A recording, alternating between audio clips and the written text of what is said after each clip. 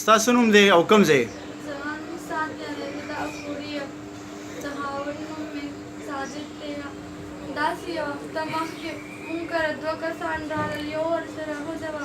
هغوی راغلل چې یو احمد سلام دی، یو منور دی، یوې ښځه ده د احمد سلام. هغوی راغلل زموږ په کور باندې تمانچې او ټوپکې ځان سره راوړې. زموږ کور کې څوک سړي نه وو. موږ په ټولو باندې ټوپکې او تمانچې کېښوئ. زه یې وتښتولم، زه یې هوا کړم، زه یې بوتلم کور ته. هلته کې به یې په ما باندې غلط کارونه کول. یو هفته پس هلته ما ته موقع میلاو شوه، هفته پس نو زه د هغه ځای نه راوتښتېدم. هلته چې زه ترې راوتښتېدم، زه خو هغې کور ته راغلم. چې زه خو هغې کور ته راغلم، نو هغه زما خوا هغې لاړله پولیس ته. پولیس ته لاړه، هغې کې رپوټ رانغېسته وه. هغوی داسې را رسوت کړل. زه د هغې نه پرون راوتښتېدم. چې پرون چې راوتښتېدم، ما سره خو هغې لاړه تاړې ته رپوټ ورکولو ته. رپوټ یې رانه وانغېسته، زه یې واپس راولېږلم.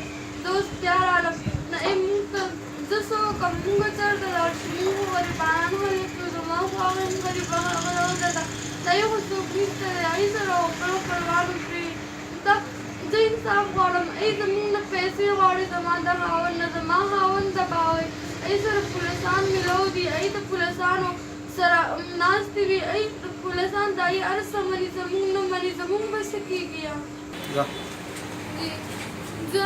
زه عمران خان ته، زه د ججانو ته، زه د پولیسانو مشر ته زه دا اپیل کوم چې ما ته انصاف راکړي. که ما ته انصاف رانه کړو، زه به د نوښار په عدالت کې، زه به د ټولو ججانو مخکې زه په ځان باندې پټرول واړم، زه به خودکشي وکړم چې ما ته انصاف میلاو نه شي.